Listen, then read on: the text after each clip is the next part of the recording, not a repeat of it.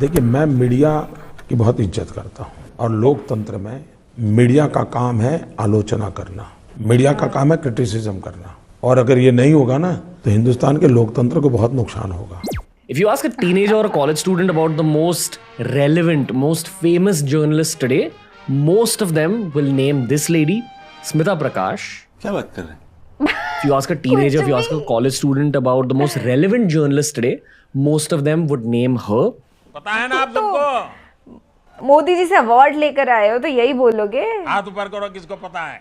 अब आप में से जिसने हाथ नहीं उठाया था उनको बता देता हूँ कि स्मिता प्रकाश हैं editor of Asian news international यानी ANI, और साथ ही उनके हस्बैंड संजीव प्रकाश हैं डायरेक्टर ऑफ ANI और संजीव के father Prem Prakash was the founder of ANI। Also Smita and Sanjeev के बेटे Ishan Prakash is editor of live services of ANI। अपने आप को जर्नलिस्ट क्लेम करने वाली स्मिता प्रकाश जी को आज हम एक्सपोज करेंगे बड़ी तसल्ली से।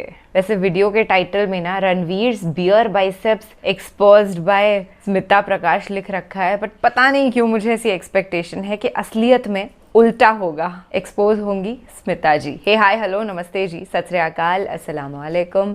मैं निधि शर्मा इंडिया से। स्टार्टिंग में मैंने एक लाइन बोली कि अपने आप को जर्नलिस्ट कहने वाली, क्योंकि इनका जो डायरेक्ट कनेक्शन है वो मोदी जी के साथ है। तो आप समझ गए होंगे कि किस तरीके की पत्रकार ये हैं। रवीश कुमार जी ने नाम दिया ना गोदी मीडिया, वहीं से बिलोंग करती हैं ये। अब देखो, प्रेस कॉन्फ्रेंसेस तो प्रधानमंत्री जी के बस की है नहीं, तो वो बंद कमरों में पेड जर्नलिस्ट्स को अपने इंटरव्यूज देते फिरते हैं। क्वेश्चंस भी मोदी जी खुद ही डिसाइड करते हैं। एक पर्चा पकड़ा देते हैं, उसमें 10 तरीके के सवाल लिख रखे होते हैं और कहते हैं तुम ये बड़ी तसल्ली से पूछना, इनके आंसर्स मैं रट के आया हूँ। अब प्रेस कॉन्फ्रेंस में अगर मुझसे कोई भी कुछ सवाल पूछ लेगा देश की तरक्की को लेकर के, तो मैं जवाब कैसे दूंगा। तो स्मिता जी जैसे दलाल लोग जो हैं मोदी जी को एक्सपोज होने से बचाते हैं, और देश के पास ये मैसेज पहुंचता है कि अरे वाह, PM साहब तो अपने इंटरव्यूज बड़े बड़े जर्नलिस्ट को दे रहे हैं, जबकि वो असलियत नहीं होती। वो तो बस एक स्किट चल रही होती है, एक थिएटर का शो चल रहा होता है जिसमें मेन एक्टर मोदी साहब होते हैं। खैर, आज की अदाकारा टॉप गोदी स्मिता जी हैं, तो उनके खुलासे के वीडियो को एक्सपीरियंस करते हैं, उसके बाद अपनी आपसी बातचीत को, गुफ्तगू को जारी रखेंगे। और सूत्रों के हवाले से ये भी सुनने में आया है कि कुछ एंटी नेपोटिज्म एक्टिविस्ट अक्सर ANI के ऑफिस में जाके किसी को भी देख के पूछने लग जाते हैं, तू कौन है बे? तो तेरी क्या औकात है उधर बैठने के लिए? क्योंकि तेरा नाम है बस। Inherited privilege, accident of nature. Luckily सब लोग एक एंटी नेपोटिस्ट एक्टिविस्ट की तरह नहीं सोचते। For example, disruptor of the year ये मानता है कि स्मिता एक यूथ आइकॉन है बिकॉज वो यूथ में सबसे फेमस और मोस्ट रेलेवेंट जर्नलिस्ट हैं। This is primarily because of the depth of Smita Prakash's mind. अब आप लोगों में से आज तक जिसको भी स्मिता जी के डेप्थ ऑफ माइंड में डूबने का सौभाग्य नहीं मिला है, उनके लिए मैं स्मिता जी के deep questions to PM Modi just before 2024 elections की एक कंपाइलेशन पे प्रकाश डालना चाहता हूँ। मेरा पहला सवाल होगा ये कि क्या ये चुनाव महज एक फॉर्मेलिटी है? अब चुनाव के वक्त कई लोग कह रहे हैं कि क्या उम्मीदवार जो है वो नॉट इम्पॉर्टेंट है, वोट तो सिर्फ मोदी जी को जा रहा है क्योंकि मोदी जी की गारंटी है। मोदी जी, आपने एक टर्म कॉइन किया है जो बहुत ही लोकप्रिय हो गया है, मोदी की गारंटी। मोदी जी, आप भरोसे की बात करते हैं, जब भी हमारे कैमरा टीम्स जहाँ भी जाते हैं वो सब यही बात करते हैं, मोदी पर भरोसा। Have we come to this situation जहाँ पे पहले होते थे Indira is India, India is Indira, और अब है Modi is Bharat, Bharat is Modi. Modi is the most popular prime minister in India. वो इस बारे में कोई दो राय नहीं है।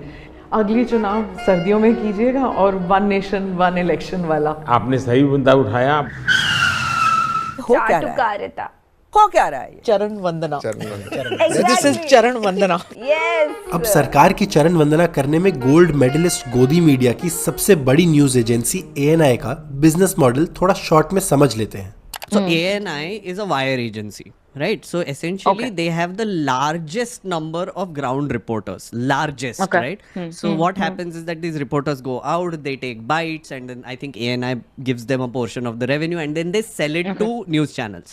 ANI probably has the largest network of ground reporters in India. पर ANI की एडिटर स्मिता प्रकाश अपने ग्राउंड रिपोर्टर्स की वजह से नहीं, बल्कि अपने मोदी इंटरव्यूज और YouTube पॉडकास्ट की वजह से जानी जाती हैं। ANI podcast with Smita Prakash is probably the most relevant piece of journalism that's come into the mainstream lately. पता है ना आप सबको? यार ये नहीं पता है, कहाँ पता है? हाथ ऊपर करो किसको पता है? अब आप में से जिन्होंने हाथ नहीं उठाया उनको मैं स्मिता प्रकाश के एक रिसेंटली वायरल पॉडकास्ट की एक क्विक हाईलाइट रील दिखा देता हूँ. Okay, so should we start about the results? In an election, both fear and fake news works. That is the reason why Modi brought in Mangal Sutra. Yeah. I thought that was brilliant. Was there crystallization of the Muslim vote against BJP? 2 bar majority मिलने के बाद जब वो हिंदू से discrimination नहीं हटा पाए, तो अब तो सवाल ही नहीं है. दिखा मेरे को. इच्छाधारी मोर. दिल है तेरा दीवाना. भाई You need an Israel-like solution to Kashmir. What do you mean by naked peacock? You were going to do a peacock dance?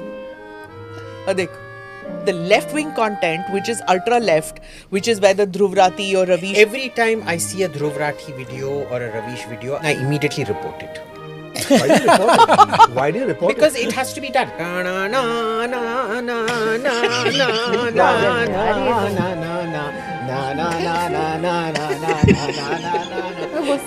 You like to make Chotu. मेरा हाथ तोड़ दिया इसने. This is electricity. तेरे से गंदा डांसर मैंने आज तक नहीं देखा. चुप, तू जलता है मेरे से मोटू. चुप बैठ. 18 months. ये तेरे बच्चे हैं. अच्छा चलो कट. अगर आप वीडियो के इस कट तक पहुंच गए हैं तो मैं आपको बताना चाहता हूं कि इस वीडियो में आप देखेंगे 7 of the wildest claims by Smita Prakash, यानी सीनियर जर्नलिस्ट स्मिता के ऐसे दावे जो सुन के मोस्ट लोग बोलेंगे This lady is talking out of her ass. She's nothing but a high society auntie. और जो थोड़े पोलाइट लोग होंगे वो बोलेंगे Come on, Smita, you disappoint. और जस्ट इन केस आपके बाइसेप्स में बियर है तो जरूर आप ये वीडियो देखते हुए कई बार कह पड़ेंगे. तो स्टार्ट करते हैं ANI की एडिटर स्मिता प्रकाश के पहले वाइल्ड क्लेम से जो उन्होंने अपने पॉडकास्ट पे किया अपने 2024 के मोदी इंटरव्यू के बारे में. I interviewed Mr. Modi. That was the first interview that he gave. First होना चाहिए हर चीज में. In the first interview, I did ask him, is this election a mere formality? Because that's what people are saying. Now, very cleverly, the trollers have cut out that part, right? ये झूठ है, झूठ है, झूठ है. देखते हैं. तो यहाँ स्मिता ओपनली क्लेम करती हैं कि ट्रोलर्स ने उन्हें ट्रोल करने के लिए उनके PM मोदी को किए पहले सवाल को कट करके दिखाया. तो ये लीजिए, पहले पूरा अनकट सवाल देख लीजिए. मेरा पहला सवाल होगा ये कि आपने कई भाषणों में कहा है कि 2024 आपका लक्ष्य नहीं है, 2047 है. तो 2047 तक क्या कुछ होने वाला है और क्या ये चुनाव महज एक फॉर्मेलिटी है? I did ask him, is this election a mere formality? Because that's what people are saying. Now, very cleverly, the trollers have cut out that part, right? No. तो जैसा आपने देखा कि एडिटर ऑफ ANI स्मिता कहती हैं कि उनके मोदी को पूछे पहले सवाल में से एक ऐसा पार्ट हटाया गया था जो एक्चुअली ओरिजिनल इंटरव्यू में एग्जिस्ट ही नहीं करता. तुम्हें शर्म है कुछ? नहीं है. शर्म आया है? नहीं और है. उससे ज्यादा बड़ी शर्म और सरप्राइज की बात यह है कि खुद की चरण वंदना को डिफेंड करने के लिए स्मिता ना सिर्फ सफेद झूठ बोलती हैं पर वर्ल्ड की लार्जेस्ट डेमोक्रेसी में इलेक्शंस को फॉर्मेलिटी बुलाने के पाप का ब्लेम भी वो जनता पर डाल देती हैं. Is this election a mere formality? Because that's what people are saying. I mean, come on, Smita, you disappoint.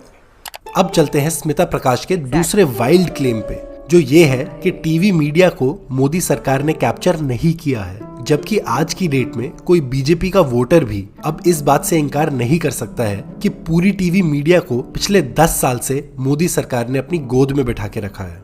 Mainstream media captured. We see the discourse on mainstream media. You What know. is the discourse? कैसे capture ना वही मैं. अच्छा चलिए आप भी देखती हैं कि नहीं? Of course. देखती हैं ना, आप समझती हैं नहीं कैप्चर्ड है? No, I don't believe it at all. I have seen government after government coming and going from this country. मैं बात कर रहा हूँ इस गवर्नमेंट की, आप करिए government after government. What I am saying is that the media gives fair. 2014 to 2020-24 You believe that the mainstream media is performing its functions. It's back also, it is अरे back यार, also. फिर मैं आपसे पूछ रहा हूँ, हाँ, आप जवाब absolutely. दीजिए. If you say yes, it is not captured, Yeah. I'll believe you. Yeah, it's not captured. Good, I believe you. Yeah. चलो ये तो समझ आता है कि स्मिता को न्यूज चैनल्स यानी ANI के क्लाइंट्स को डिफेंड करना ही था, पर टीवी पर चलाई जा रही खतरनाक और वायलेंट प्रोपेगेंडा भरी न्यूज का ब्लेम भी स्मिता न्यूज चैनल्स और सरकार की जगह हम ऑडियंस पे डाल देती हैं। Why is it so polarized? Why your debate? I said, तुम देखते क्यों हो? Why are you watching it? It's your ratings. You guys are tuning in. You sit in your living room, your mommy sits there, daddy sits there, and they're giving galis all the time. Yeah. Right? They don't see it, na. If you don't see it, then you don't watch it. They won't get the ratings. Won't happen. This lady is talking out of her ass. She's nothing but a high society auntie. अब Indian media की first family से होने के बावजूद शायद स्मिता को ये नहीं पता होगा कि टीआरपी यानी टीवी रेटिंग्स कैलकुलेट करने के लिए सिर्फ कुछ हजार सेलेक्टेड टीवीज पे एक डिवाइस लगाई जाती है। तो चाहे करोड़ों लोग भी टीवी न्यूज देखना छोड़ दें, फिर भी इन न्यूज चैनल्स की टीआरपी हाई हो सकती है या इजीली हाईएस्ट दिखाई जा सकती है, जैसा हर चैनल एनीवे करता आया है और करता रहेगा।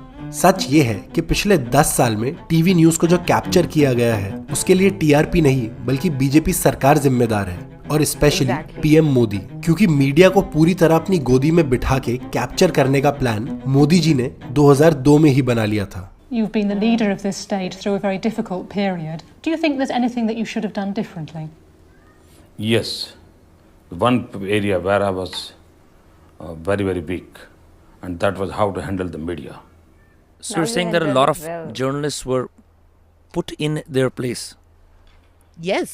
The BJP doesn't exactly like the media much, and they don't make any bones about that, which is good. Okay? Really? हाँ, पर good only for Modi and BJP, क्योंकि अब उन्हें कोई एक्सपोज करने वाला या सवाल करके अकाउंटेबल ठहराने वाला या क्रिटिसाइज करने वाला मेन स्ट्रीम मीडिया में बचा ही नहीं है। क्रिटिसिज्म के बिना सुधार हो ही नहीं सकता जी, इम्पॉसिबल है। क्या मोदी में कुछ कमियां नहीं होगी क्या? No. मोदी में बुराइयां नहीं होगी क्या? No. वो कौन बताएगा? Dhruv Rathi or Ravish or whatever. Media को बतानी चाहिए। No man. Please please please. You're Congressy. You're Congressy. I'm committed to democracy. इसी से हम आते हैं स्मिता प्रकाश के तीसरे वाइल्ड क्लेम पे, जो उन्होंने किया अपने खुद के ग्राउंड रिपोर्टर्स के इलेक्शन एनालिसिस को लेकर। I need to talk about this exit polls. How did they all get it wrong? But more than that, You know, so what happened when my reporters were telling me something, na, I was like, but exit polls are saying this. We just get taken in and then everybody that echo chamber or whatever. She's like, her reporters were telling her something else, right? But if you look at ANI and just general Godi media ecosystem, they were the ones creating the hawa, right? 400 par ka. Why was she not believing her reporters? When my reporters were telling me something, na, I was like, but exit polls are saying this. The thing that she says ki how did they get it all wrong? She herself has a tweet of all the exit polls which are there, and she says सारे तो गलत नहीं हो सकते ना, सबके सब तो गलत नहीं हो सकते ना। खुद के रिपोर्टर्स की ग्राउंड एनालिसिस इग्नोर करके अपने क्लाइंट्स के एग्जिट पोल्स पे भरोसा करना भी एक बात है, पर उससे बड़ी हैरानी की बात यह है कि स्मिता को फिर भी ज्यादा इरिटेटिंग वो ग्राउंड रिपोर्टर्स लगते हैं जिनकी बात खुद टालकर स्मिता जैसे एडिटर्स ने फर्जी एग्जिट पोल्स को ब्लाइंडली मान लिया था। And you know, most irritating are those people, those journalists who says we saw it on the ground. फिर डैश डैश डैश तुम बोले क्यों नहीं? देख भाई। हाँ? अरे अभी तो आपने खुद बताया था कि वो तो बोल रहे थे, पर आप जैसे डैश डैश डैश न्यूज के मालिकों ने अपने पॉलिटिकल मालिकों के अगेंस्ट कुछ भी ना सुनने और बोलने की शपथ भी तो खा रखी है। 4 नींबू निचोड़ने के बाद दूध भी इतना नहीं फटता जितनी तुम्हारी फटती है। एक एडल्ट डायपर्स आते हैं पाए लागू, लोगों ने कहा है वो पहनना शुरू कर दो। अब चलते हैं इंडिया की लार्जेस्ट न्यूज एजेंसी की मालकिन और एडिटर स्मिता प्रकाश के चौथे वाइल्ड क्लेम पर, जो है उनकी और बाकी गोदी मीडिया की नफरत towards fact checkers. But of course हमें तो कुछ आता नहीं, फैक्ट चेकर्स बताएंगे हमें। Well, fact checkers, God bless their souls, because as I said, you're kind. I don't want to bless the fact checkers, so-called fact checkers. And जितनी इस दुनिया में hatred है, उतनी मोहब्बत होती तो जिंदगी गुलजार होती।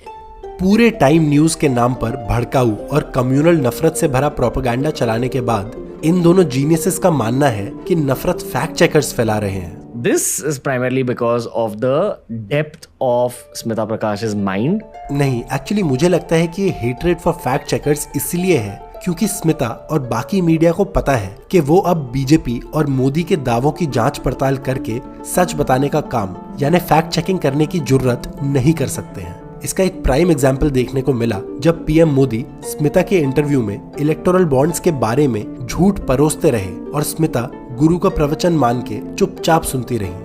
अब देखिए, इलेक्टोरल बॉन्ड न होते तो किस व्यवस्था में ताकत है वो ढूंढ के निकालते हैं कि पैसा कहां से आया और कहां गया।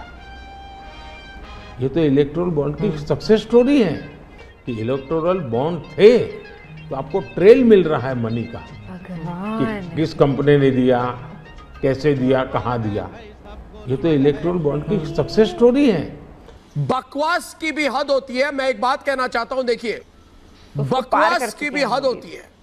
अब यहाँ कोई भी आधी पौनी इंटेलिजेंस और इंटेग्रिटी का पत्रकार कह देता कि मोदी जी जिसको आप सक्सेस स्टोरी बता रहे हैं वो एक्चुअली सुप्रीम कोर्ट के इलेक्टोरल बॉन्ड्स को स्ट्राइक डाउन करके सरकार और एसबीआई को डांट फटकार मार के निकलवाई गई डिटेल्स हैं जो कभी भी बाहर ही नहीं आ सकती थी अगर सुप्रीम कोर्ट इस स्कीम को अनकॉन्स्टिट्यूशनल और pro black money and anti free and fair elections कह के रद्द नहीं करता। तो इसलिए यहाँ स्मिता जी को जर्नलिज्म के बेसिक एथिक्स समझाना जरूरी हो जाता है। The nature of journalism, like the ethical aspect of it, is that you are supposed to dissect in order to help the audiences read between the lines.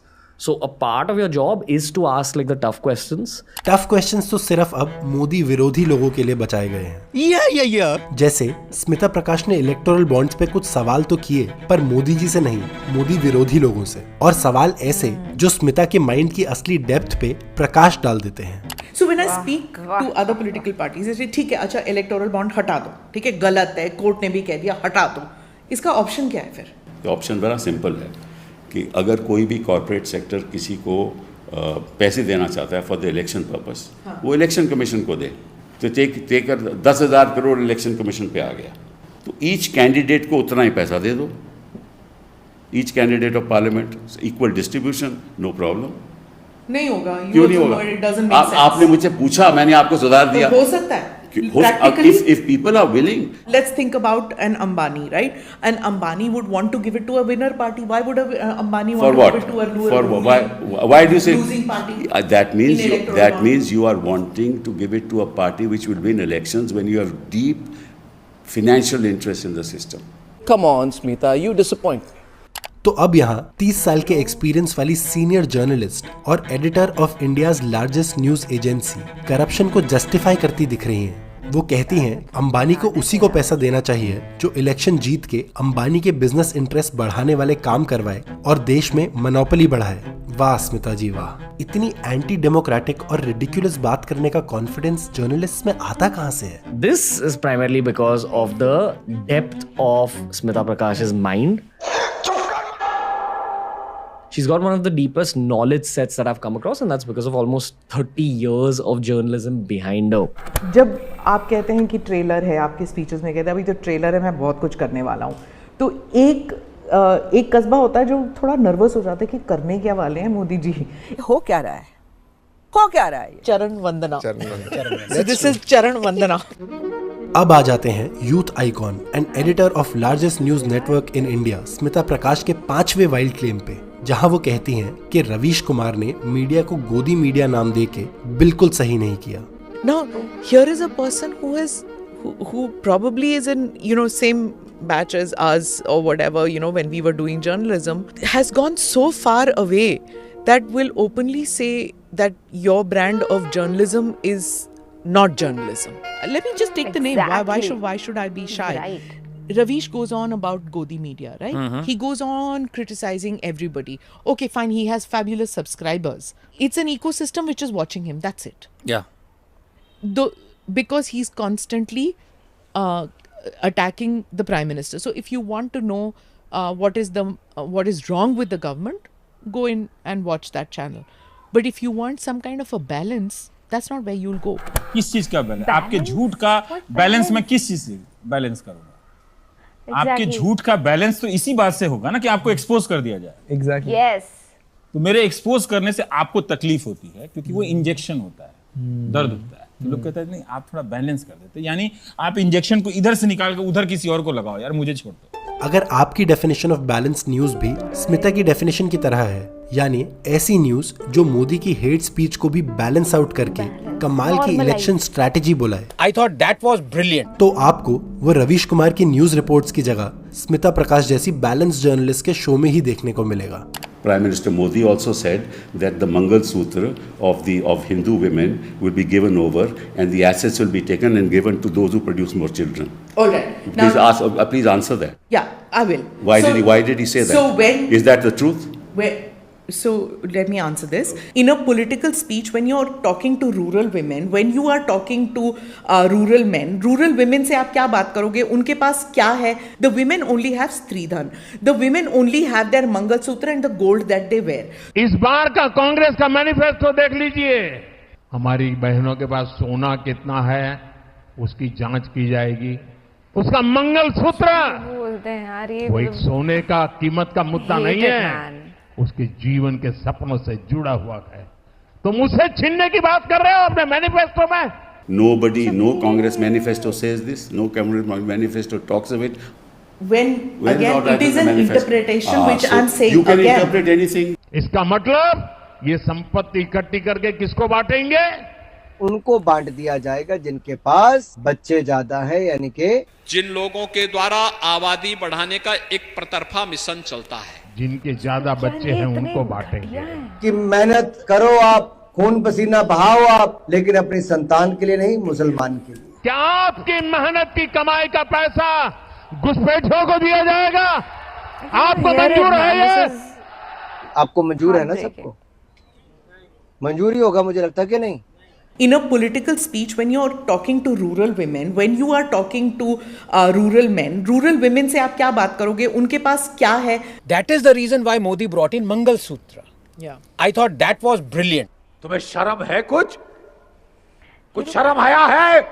तो चलते हैं स्मिता प्रकाश के छठे वाइल्ड क्लेम पर, जो ये है कि ध्रुव राठी और रवीश कुमार जैसे सरकार पर सवाल उठाने वाले लोग अल्ट्रा लेफ्ट की कैटेगरी में आते हैं। The left-wing content, which is ultra left, which is whether Dhruv Rathi or Ravish or whatever, ultra left, which is whether Dhruv Rathi or Ravish or whatever. नाच न जाने आंगन टेढ़ा। अब पॉलिटिक्स का पी जानने वाला कोई टीनेजर भी रवीश और ध्रुव का एक वीडियो देख के बता देगा कि ये किसी भी एंगल से अल्ट्रा लेफ्ट की कैटेगरी में नहीं आते, but ultra right content creators को टॉप पॉलिटिकल यूट्यूबर्स की लिस्ट में बहुत पीछे देख के स्मिता को जो सदमा पहुंचा है, ये अल्ट्रा लेफ्ट वाला इनएक्यूरेट एनालिसिस उसकी वजह से भी हो सकता है। This is the top among the top ना, those who are doing. Number 3 पे अभिसार शर्मा, नंबर 4 पे रवीश कुमार ऑफिशियल, नंबर 5 पे Dhruv Rathee, Ajit Anjum is 11, Sakshi Joshi is 14, 15 is Prunya Prasun. There is no right wing here. And you know where Jaipur Dialogues comes? 28. तो 28 rank पे आने वाला channel Jaipur dialogues, जिसके लिए स्मिता जी का दिल रो रहा है, अगर आप लोगों ने कभी नहीं देखा है तो मैं भगवान से यही चाहूंगा कि आगे भी ऐसा कोई मौका नहीं आए जहां आपको इसकी कोई वीडियो देखनी पड़े। क्योंकि इस चैनल के हर वीडियो में कुछ ऐसी जहरीली अंधभक्ति चलती है।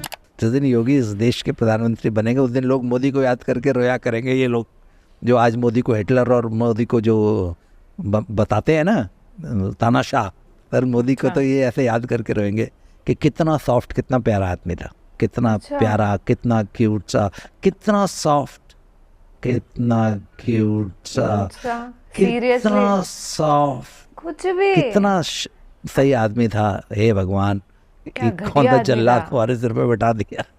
जिस दिन योगी इस देश के प्रधानमंत्री बनेंगे उस दिन लोग मोदी को याद करके रोया करेंगे। ये लोग क्या करते हैं। तो इस वीडियो का आखिरी और स्मिता प्रकाश का 7वां वाइल्ड क्लेम था कि अर्नब गोस्वामी और रवीश कुमार की पत्रकारिता में कोई फर्क नहीं है। Arnab brought in a different kind of thing that my views are very much a part of news. His kind of journalism was exactly what Ravish was doing on NDTV, right? No!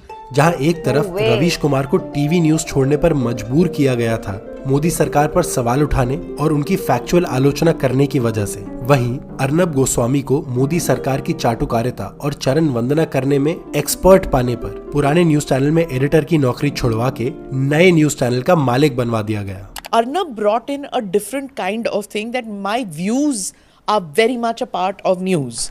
क्या सरकार पर सवाल उठाने वाले अब माफी मांगेंगे, पूछता है भारत। भारत में रहना है तो प्रधानमंत्री ने जो बोला है चुपचाप उसको फॉलो करो, चुपचाप।